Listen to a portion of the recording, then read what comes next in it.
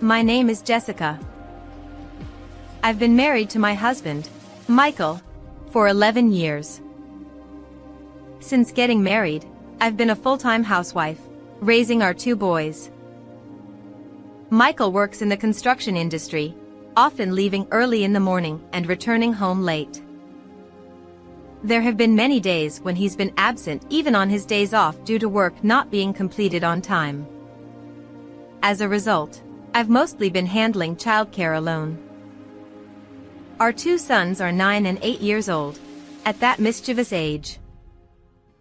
Being boys, they're full of energy, and mediating their fights has been quite a task. One day, finally, after putting the boys to bed, Michael returned home. "You're late again today." "Welcome back," I said, as usual, starting to prepare dinner for him. Usually, he would come straight to the dining table, but today he didn't. Curious, I looked at him, only to find him bowing his head towards me. A sense of unease washed over me, but I kept calm and asked, "What's wrong all of a sudden?" He didn't raise his head but continued to look down as he said to me, "Jessica, I'm sorry. My affair partner is pregnant. So, would you consider divorcing me?" My unpleasant premonition seemed to have come true. I had been feeling a bit uneasy about his recent behavior, suspecting he might be having an affair. But I never imagined his affair partner would be pregnant. Shocked by this revelation, I asked, "How can you just drop this bombshell? What about our sons? They're still in elementary school. How do you plan to explain this to them?" I waited for his response, but he remained silent, still looking down. Realizing it was pointless to continue the conversation, I decided it was too late for this discussion. "Let's talk about this tomorrow," I said, conveying my decision, and went to bed promptly. The next day, it was a holiday, and the kids were off from school. After making sure the children were playing outside, I approached my husband. "About yesterday, getting someone pregnant means you've been cheating, right?" "I'm truly sorry. I know I've done wrong. But now that she's pregnant, I think we should stay married. You're strong and you can handle the boys even without me, right? You're a housewife now, but I believe you can still raise our sons well even if you work." "You're saying whatever suits you. Do you think I'll just agree to a divorce right away? I won't allow you to divorce me and remarry just to seek happiness for yourself," I retorted. It seemed my husband had expected me to readily agree to a divorce, and my refusal surprised him. He kept saying he was sorry, but his actions didn't reflect it, which angered me further. And what infuriated me the most was the situation with our sons. Our eldest son isn't my biological child, he's my sister-in-law's son. My sister-in-law got divorced 5 years ago and was raising her child alone. However, fearing it might hinder her chances of remarriage, she pushed the responsibility onto me. Initially, I objected, but my husband and mother-in-law didn't scold my sister-in-law. Instead, they said it was just right and I ended up raising him. James, the eldest son, was 4 years old at the time, and he was already aware of things and remembered his mom well. However, when he suddenly learned that I was going to be his mom, he became very turbulent. "You're not my mom. Where's my real mom? Bring her back." He would say mean things to me every day. Even at the age of 4, whenever I got upset, he would go to my in-laws' house without permission. We were living separately within the same compound as my in-laws, so it only took him a few seconds to get there, but it wasn't good for him to go there without telling me. Every time he went to my in-laws' house, I would get scolded by my mother-in-law. and he would laugh happily as he watched me being scolded. Despite this situation, I treated both sons equally, thinking that over time, he would come to love me. But it didn't turn out that way. He still seems to dislike me. Gradually, his hostility was directed not only at me but also at his younger brother. Your mom is bad. She got rid of my real mom. The child of such a person can't play with toys. He would say things like this and take toys away from his younger brother. Despite buying the same things, he would want his younger brother's toys and take them away. In response, my husband wouldn't scold him at all but would just watch TV. He would selfishly get angry at the children, saying, "It's too loud. You can't hear me on the TV." Of course, I understood that he was busy with work, but I had always thought that he could take a little time to look after them. There was no way I could continue raising both James and David in this situation. So, I told him that if we were to divorce, I would take only David with me. If we divorce, I'll take David with me. After all, James is your sister's child, isn't he? If we divorce, he won't have anything to do with me. Is that necessary? We've been living together for 5 years, and James is very attached to you. Plus, are you going to separate close brothers? Is he attached to me? Are our sons close? Are you serious? I was truly fed up with Michael, who seemed to have no understanding of our family situation. What did he see to claim that James was attached to me? While not everything was James's fault, there were arguments every day. Even though he's still strong, I doubt I can meditate when he grows up. Anyway, if we divorce, I'll take David with me. I'll let you have James. And we'll offset the child support. Okay. With that settled, all that was left was to claim compensation from Michael and his affair partner. The next day, after seeing the children at school, I immediately decided to consult a lawyer. During the discussion with the lawyer, it was said that Michael admitted to cheating, and we could claim compensation. I went home, waiting for a call from the lawyer, and steadily prepared for the divorce. 2 weeks later, I received a call saying that evidence of the cheat had been gathered, and I arranged to meet with the lawyer.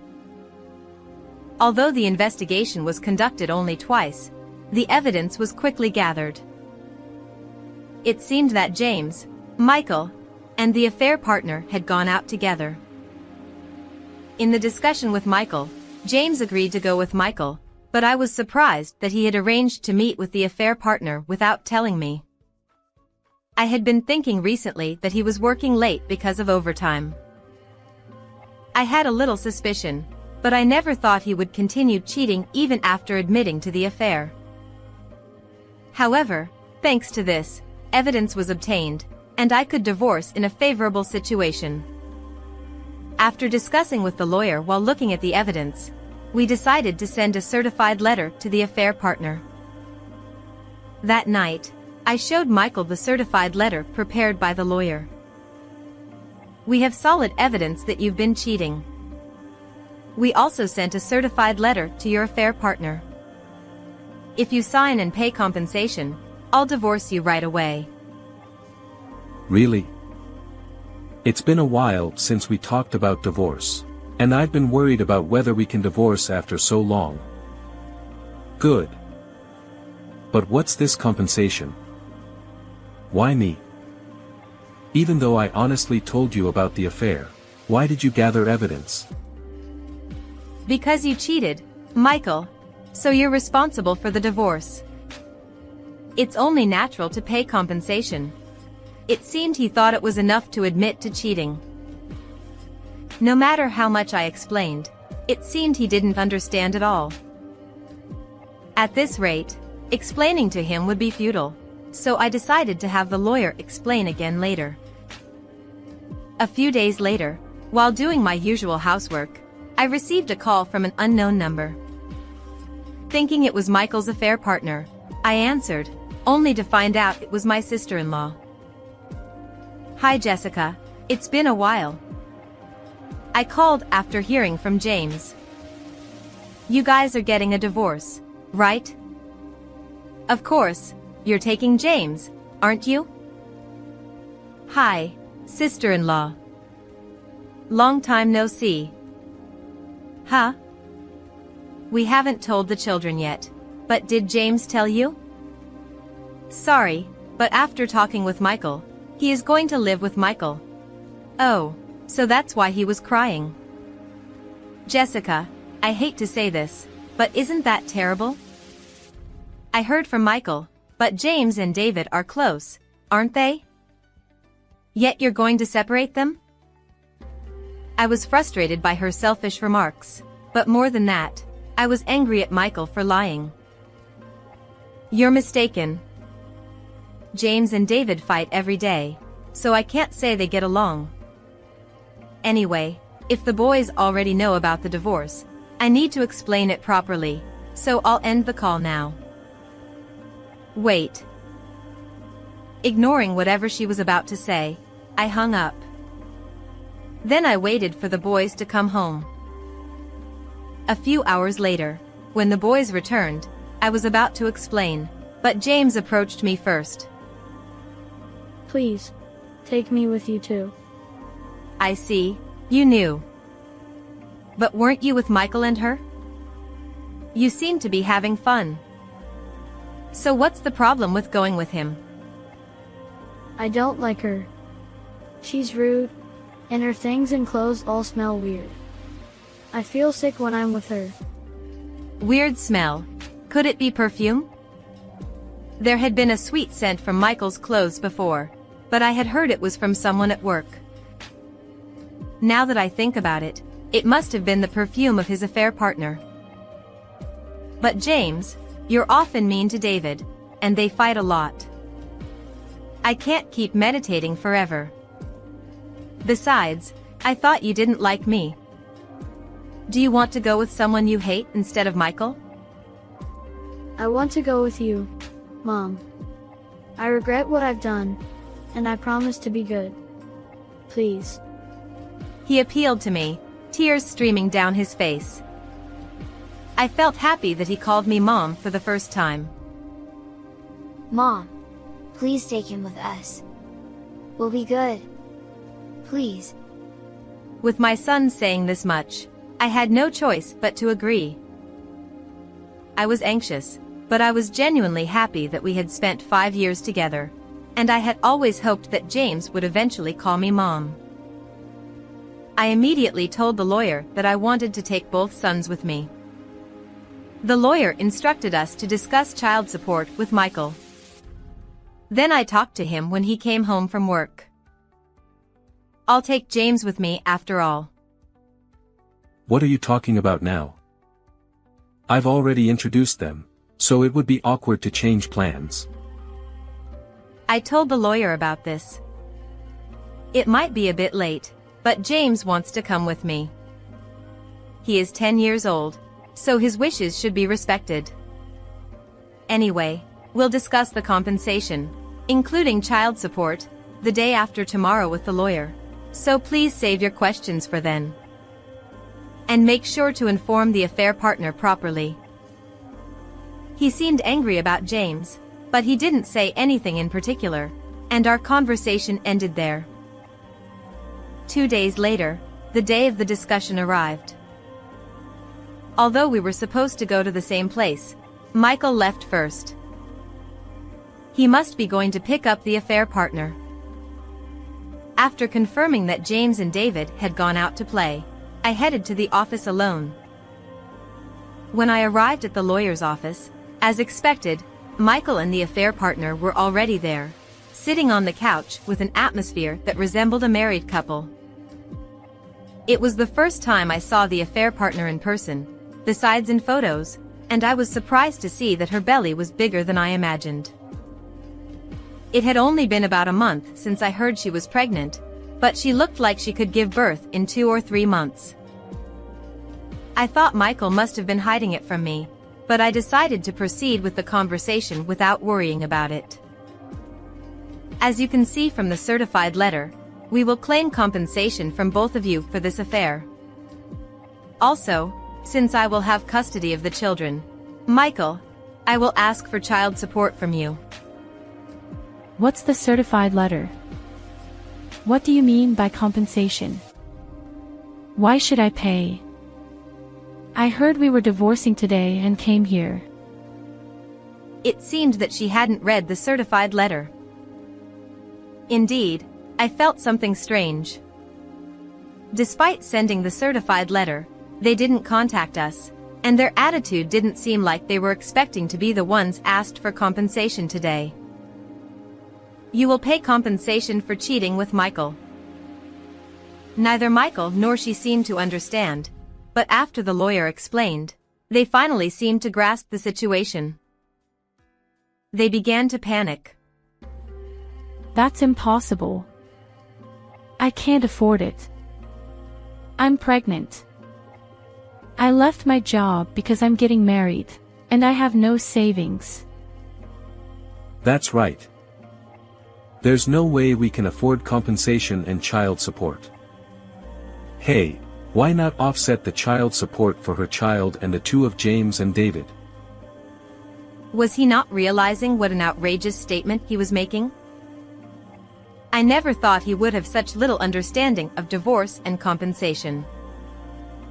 Why should we offset child support for someone who isn't my child? That's irrelevant.